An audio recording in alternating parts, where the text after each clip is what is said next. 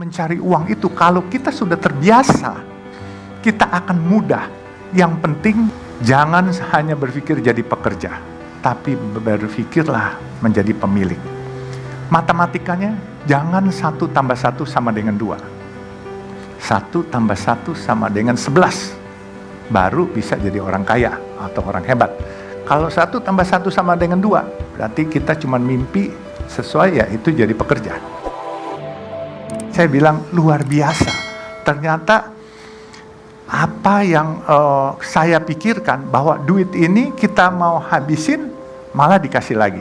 Dan memang saya baru kemarin ini minggu lalu baca tulisan mengenai Jack Ma konglomerat di Cina. Jadi mencari uang itu lebih mudah daripada membuang uangnya. Dan saya pikir-pikir masuk di akal. Menghabiskan uang, kita bukan lemparin uang dari atas pesawat, tapi menghabiskan uang pasti kita berpikir azas manfaatnya. Tetapi mencari uang itu kalau kita sudah terbiasa, kita akan mudah. Yang penting kalau saya mungkin bisa memberikan masukan kepada adik-adik. Jangan hanya berpikir jadi pekerja, tapi berpikirlah menjadi pemilik. Matematikanya jangan 1 tambah 1 sama dengan 2. 1 tambah 1 sama dengan 11. Baru bisa jadi orang kaya atau orang hebat. Kalau 1 tambah 1 sama dengan 2, berarti kita cuma mimpi sesuai ya itu jadi pekerja. Nah, cuman jangan lupa, bisa saja 1 tambah 1 jadi minus 11.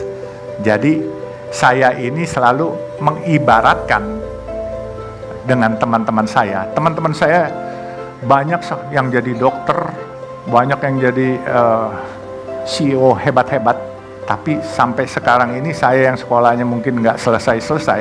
Saya di Fakultas Sosial Politik Jayabaya pernah, Trisakti Fakultas Kedokteran pernah, terus saya di British Columbia University pernah, di Kanada, terus di Los Angeles saya pernah, tapi saya nggak pernah habis.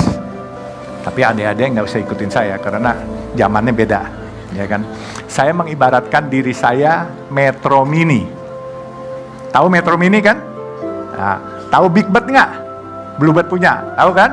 Nah, jadi saya Metro Mini, teman-teman saya ini Big Bird. Kita berpacu dari Taman Mini mau ke Bogor. Saya bilang sama teman-teman saya Metro Mini, saya sampai duluan. Dia bilang, mana bisa? Big Bird dong, mesin bagus, mobil bagus, pasti sampai duluan. Oh, saya bilang salah ngitungnya.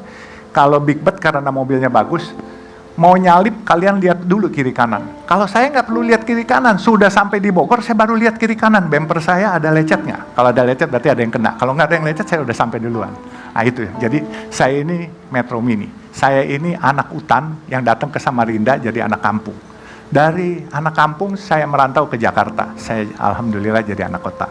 Dan kebenaran saya tidak mimpi juga saya akan jadi salah satu pemilik jalan tol swasta di Indonesia ini. Ya, ini semua gerak Allah, bukan kepintaran saya. Saya baru membriefing anak-anak saya. Putra saya ini Faisal masih bujangan nih, umur 30. Dan ya, saya bilang, kalau memang nggak mau, saya jual. Saya bilang, Faisal ini berdiri dong, Faisal. Berdiri dulu. Jadi dia malu-malu dia. Saya baru briefing dia minggu lalu, sebelum saya ke Azerbaijan mendampingi Pak Mensos. Saya kebenaran, alhamdulillah Bu, saya diangkat staf khusus Mensos, jadi eselon 1 Bu. Itu.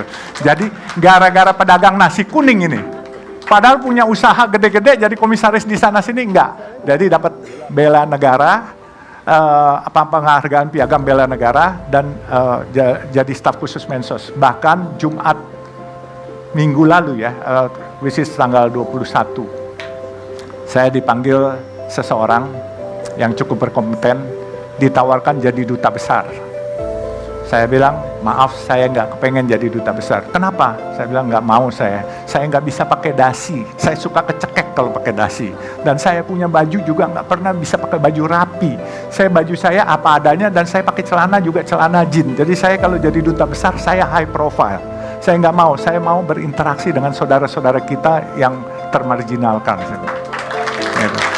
Jadi saya sempat tolak, ya beliau menyesal tapi dia bilang, Anton Wartono, yang kerap disapa Aang, adalah salah seorang seniman Sunda asal Dusun Banjarwaru, Desa Madusari, Kecamatan Wanaraja, Kabupaten Cilacap. Aang adalah seorang seniman asli Sunda. Kecintaannya kepada kesenian Sunda sebenarnya sempat mendapat penolakan dari orang tuanya, walaupun pada dasarnya ibunya seorang seniman Sunda. Selepas SMA, Aang mulai menggeluti dunia wayang walaupun awalnya mendapat pertolongan dari pihak keluarga. Namun, setelah Aang berhasil meyakinkan kedua orang tuanya, akhirnya Aang pun membentuk penayangan sendiri yang akrab disapa Grup Wayang Dakwah Cepot Nyantri, yang dimana isi dari materinya berisi tentang pemahaman agama namun dibalut oleh seni wayang Sunda. Grup Wayang Dakwah Cepot Nyantri sendiri menerima panggilan untuk acara-acara hiburan seperti pernikahan, hitanan, rajaban maupun muludan.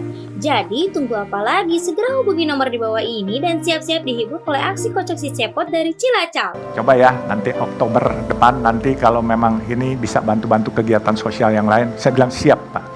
Jadi makanya saya bilang berkahnya bukan dari materi saja, tetapi yang saya rasa dengan kita menyayangi orang lain, kita menjadi diperhatikan oleh Allah dan juga diperhatikan mungkin oleh teman-teman pejabat-pejabat itu dilirik, tetapi diperhatikan bukan disuruh berbuat yang tidak baik, berbuat yang lebih baik.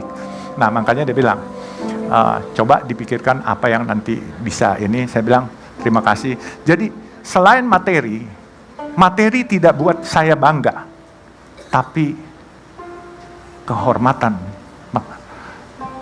pembela orang kecil, penolong orang kecil itu buat saya bangga. Ya, jadi orang kaya bukan sesuatu yang bangga. Kalau kamu kaya, kamu tidak bermanfaat buat orang lain, lebih baik mungkin nggak usah kaya lah. Gitu. Jadi lebih baik sederhana tapi bermanfaat untuk orang lain. Dan saya pesankan kepada anak saya punya mimpi bikin 1000 masjid yang Chinese look. Kalau saya dipanggil Tuhan, dia harus meneruskan. Kalau dia nanti juga dipanggil Tuhan, anaknya juga harus meneruskan. Jadi sampai 1000. Insya Allah itu bisa terbangun karena apa?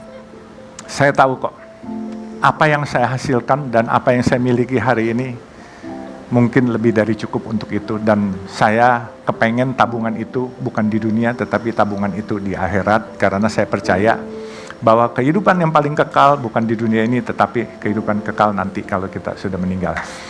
Jadi mungkin itulah sekilas. Kalau ada yang mau dipertanyakan silakan. Saya ini selalu menganggap diri saya anak hutan, kemudian ke Samarinda saya jadi anak kampung, ke Jakarta saya jadi anak kota. Dan saya dipanggil oleh ibu bapak saya dulu si gembel. Jelas ini, ibu bapak saya panggil saya gembel karena apa? Teman saya adalah anak-anak kampung dan saya ciaka, nggak pernah mau pakai sendal, bukan pakai sepatu loh, ciaka. Kalau ibu saya manggil saya tuh suka, si gembel mana, si gembel mana. Tapi saya nggak masalah. Tapi alhamdulillah sekarang saya ini di antara keluarga, ya boleh bilang cukup Tuhan berikan lebih dikit lah daripada saudara-saudara saya yang sekolahnya detailnya banyak. Saya punya ayah punya gelar 4. Saya punya kakak almarhum baru meninggal 2 tahun lalu, itu 12 gelar akademis. Saya waktu orang tua saya meninggal itu yang lucu, dipasang koran itu bergelar semua. Tahu-tahu saya ditelepon sama seorang tokoh Malari, Hariman Siregar, pasti tahu ya, 15 Januari itu. Dia bilang, lo hebat katanya. Kenapa hebat? Lo lebih hebat dari bapak sama kakak-kakak lo. Kenapa? Mereka gelarnya kan banyak tuh katanya. Ada yang 4, ada yang 12. Lo gak usah kecil hati katanya. Kenapa harus kecil hati? Gue gak pernah kecil hati, saya bilang. Gelar lo lebih hebat. Kenapa? Gelar lu dari Tuhan, gelar mereka dari akademis, gelar lu haji katanya. Keren juga. Dia menghibur saya tahu. Tapi ya oke lah. Apapun juga buat saya suatu kehormatan jauh lebih penting lah. Ya percuma kalau gelarnya haji, tetapi kelakuannya bukan haji gitu kan. Nah, jadi makanya sekali lagi saya bilang, semua ini adanya saya hari ini karena ditolong orang dan ditolong Allah. Semua gerak Allah. Ya, jadi kalau kita mau diperhatikan oleh Allah, jangan pernah di dalam hati kita tidak pernah ada rasa kasihan atau sayang kepada atau peduli kepada orang lain, karena bukan hanya orang loh, makhluk-makhluk hidup pun juga kita harus peduli gitu.